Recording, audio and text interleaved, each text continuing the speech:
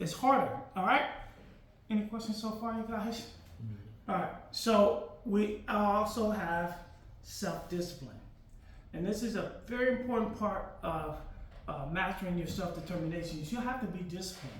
You have to almost be boringly disciplined because you have to do the same thing over and over again to get the results that you're trying to get. So cultivate self-discipline by setting priorities, managing your time effectively, and staying focused on your goals. Even when faced with distractions or challenges, practice delayed gratification and making sacrifices in the short term for long-term benefits. Again, you guys, I mentioned to you that I studied for my exam. I started in December. My goal was to finish by January. That didn't happen. I got sidetracked. Life happened. So I spent all of February, which is technically the shortest month of the year, just trying to get back on track. And then I looked up, I had already used up my practice exam time, and I had to schedule for the test. So I called my friend, I said, hey, I need a little more time. I'm not ready, I don't feel comfortable taking the test. And I didn't want to fail the first time out because you got to pay for it again. So I was like, okay, I got to pass it. That was my whole mindset, is I got to pass it. And so I delayed my gratification of passing it, and I put in the work. I disciplined myself to put in the work, and you know what? I kind of surprised myself because I didn't think I was going to fail, but I didn't know I was going to pass. It was one of those like, okay, all right. And what motivates us? So self-motivation is define the source of inspiration and motivation within yourself to keep pushing forward, even when faced with obstacles or setbacks. Cultivate a positive attitude, celebrate your progress, reward yourself in achieving milestones along the way. I think it's important that it's okay to brag on yourself. It's okay to celebrate yourself. I think a lot of times we're so humble that we don't let people know that we've done this or done that. And it's okay to self-market. One of the things I've been doing is any chance I get, I'm gonna self-market. It's all about me. I'm wearing my own uniform, my own clothes, my own brand, or whatever the case may be. And you know what? I don't look back. I don't look back. I push forward. I go forward. I try to, do things that are going to leave a positive impact on my community. I've been doing it for a long time, so I'm okay with being comfortable in my skin. All right. And the last piece I got is, Kobe is one of those guys that,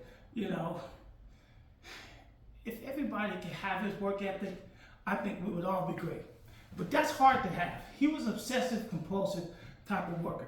But in saying that, I found this video clip that I want to play for you guys. All right, let's see if it works. It works. I got the small video. I've been with you for a long way. The one moment that stands out, we've done, I don't know how many, we've done what, 800 events. Mm-hmm. The one time was 4 a.m. We went out to practice at 4 a.m. And that was your idea to do it. But and then all these Nike people are like, no, let's not do that. And then you're like, let's do it at 4 a.m. So you got security, you got brand marketing, sports marketing. You go, no, let's not do it. You're like, let's do it because that's your necessity, right? I mean, to me, it just makes complete sense. Not to us. But I don't like. Okay, so see, all right. Usually I'm sleeping at 4 a.m. You're working out. So talk about that. Okay, so if your job is to try to be the best basketball player you can be, mm-hmm. right? To do that, you have to practice, you have to train, right? You want to train as much as you can, as often as you can. So if you get up at 10 in the morning, train at 11, right? 12, say 12, train at 12, train for 2 hours, 12 to 2. You have to let your body recover. So you eat, recover, whatever. You get back out, you train, start training again at 6. Train from 6 to 8. Right? And now you go home, you shower, you eat dinner, you go to bed, you wake up and do it again, right? Those are 2 sessions. Right? Now imagine you wake up at 3, you train at 4. You go 4 to 6, come home, breakfast, relax, blah, blah, blah. Now you're back at it again, 9 to 11, right? You relax, and now all of a sudden you're back at it again, 2 to 4, and now you're back at it again, 7 to 9.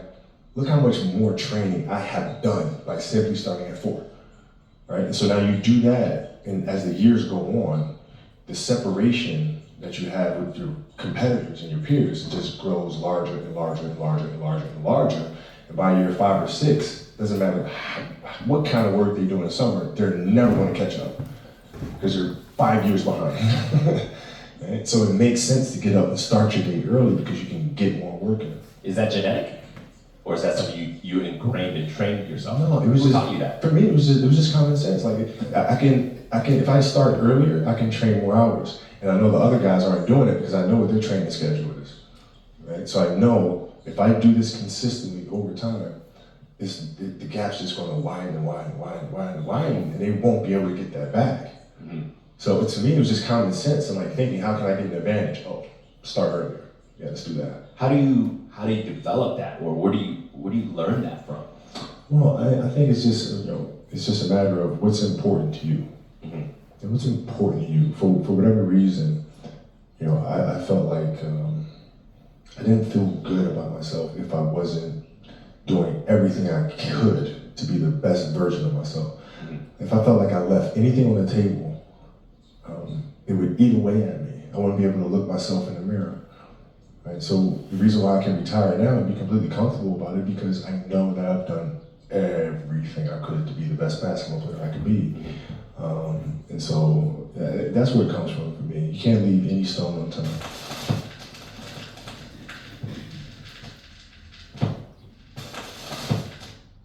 So one of the things, before I say thank you guys, one of the things that's very important to me is understanding that if somebody tells me how to do something, I'm gonna listen, right? Always listen, but then you have to say to yourself, do you wanna do it? Right? Because somebody can tell you how to lose weight, but if you don't wanna lose weight, it ain't gonna work. Right? Somebody can tell you how to train, if you don't wanna train, it ain't gonna work. Somebody can tell you how to read a book, if you don't wanna read a book, it ain't gonna work. You gotta wanna do it. And it's up to you to wanna do it. That's what my self-determination is. All right, so now I'll say thank you, and you guys can clap. It's okay. All right, as I take a break, I want to just kind of point out that I had a donation of computers come in. This is going to be for the Dorsey Academy students that are going to be learning some of the AI. I am doing a workshop along with Oscar on AI careers, and so this organization called Delete the Divide, and Walter provided us with a grant of computers. So we have about 25 computers that the students can use. So I'm very happy about that. That's a wonderful thing to happen to us. Thank you so much. Appreciate it. And, I have a panel that's going to provide their own personal reflection of some of the things that is important to them in terms of how they was able to kind of defy the odds and present their self-determination. So